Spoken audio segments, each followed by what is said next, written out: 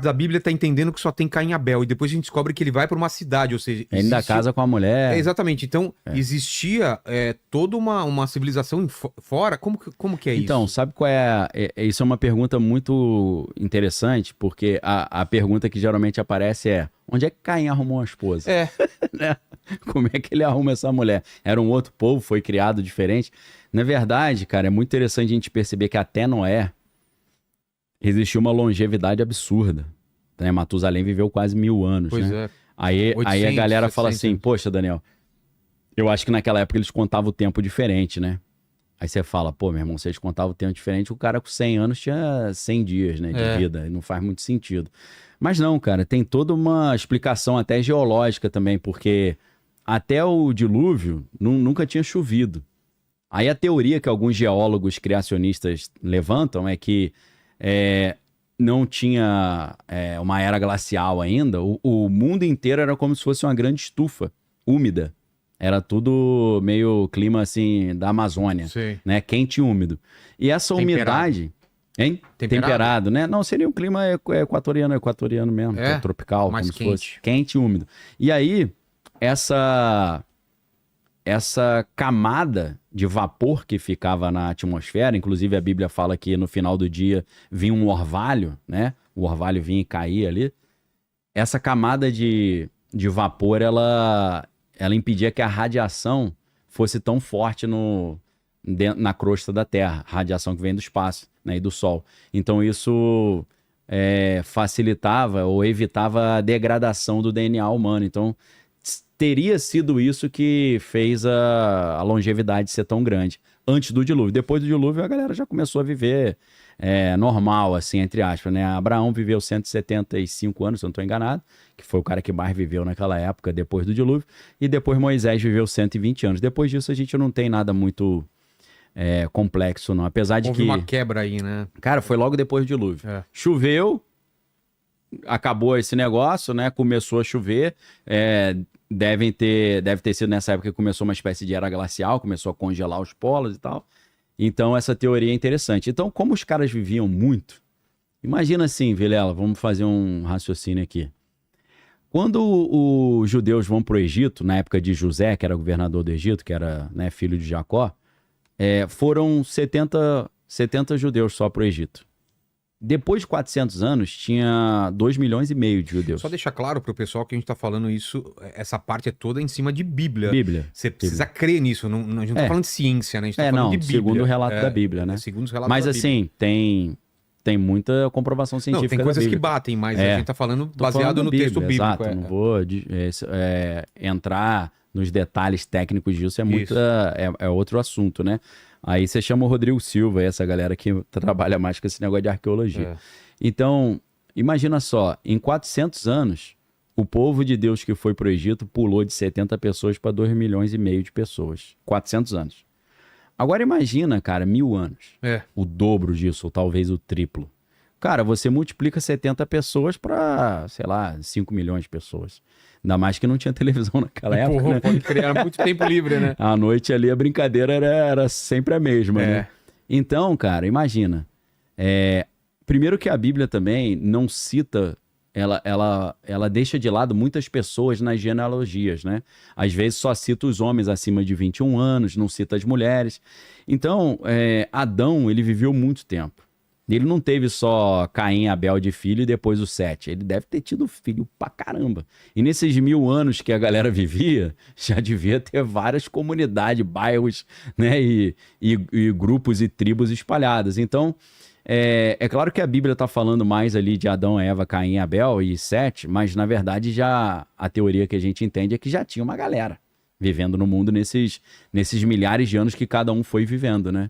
Então, Caim, ele acaba casando com a prima distante, alguém que estava morando numa outra comunidade. Isso é até interessante também, porque a galera pensa assim, cara, como é que de Adão e Eva saem todas as diferentes raças humanas que existem?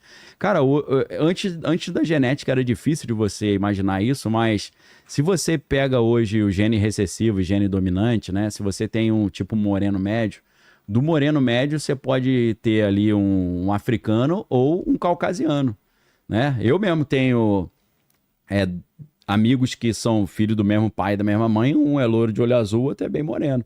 Então, é uma outra pergunta, né? Como é que de um único casal sai japonês, sai caucasiano, sai indígena?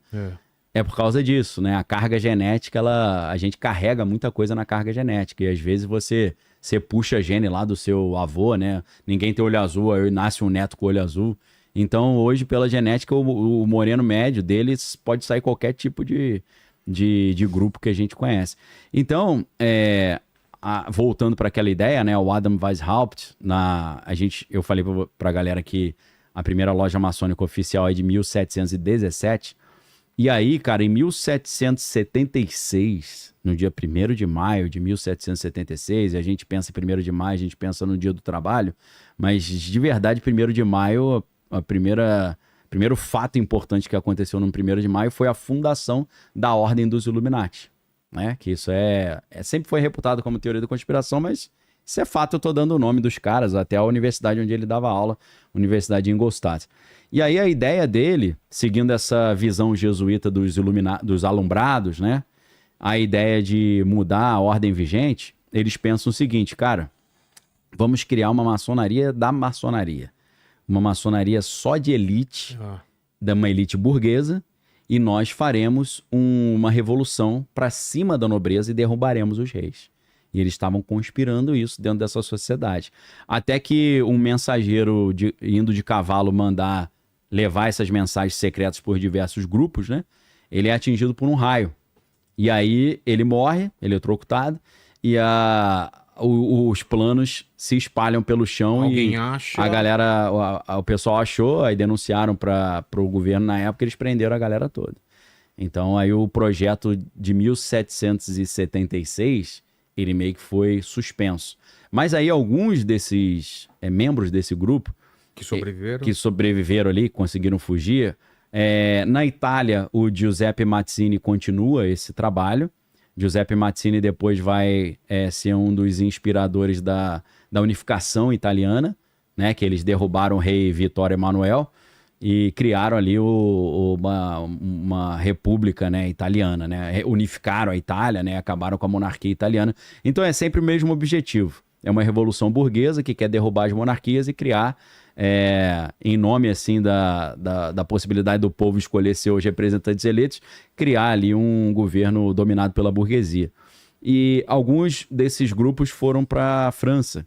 E na França eles criaram um grupo chamado a Liga dos Justos, ou a Liga dos Homens Justos, né?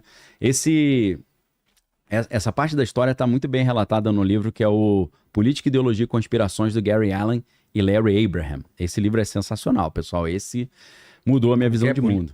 Hein? Como é o nome? Política, Ideologia e Conspirações. Em inglês é None Dare Call It Conspiracy. Ninguém ousa dizer que é uma conspiração. É um cara formado em História pela Universidade de Colômbia, é um negócio muito bem fundamentado. E nesse livro você vai entender que, por exemplo, o comunismo é coisa de bilionário. Coisa do comunismo é a estrada real dos bilionários para o poder. Ah, é? A defesa do pobre, né? Igualdade, progressismo.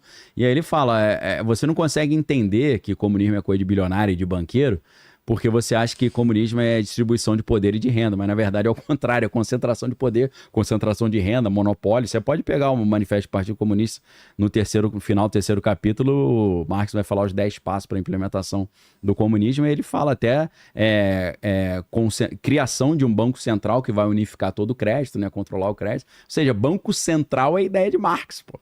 Então, aí já é uma revolução do proletário, né, não é burguesa. Mas por que a gente está falando nisso?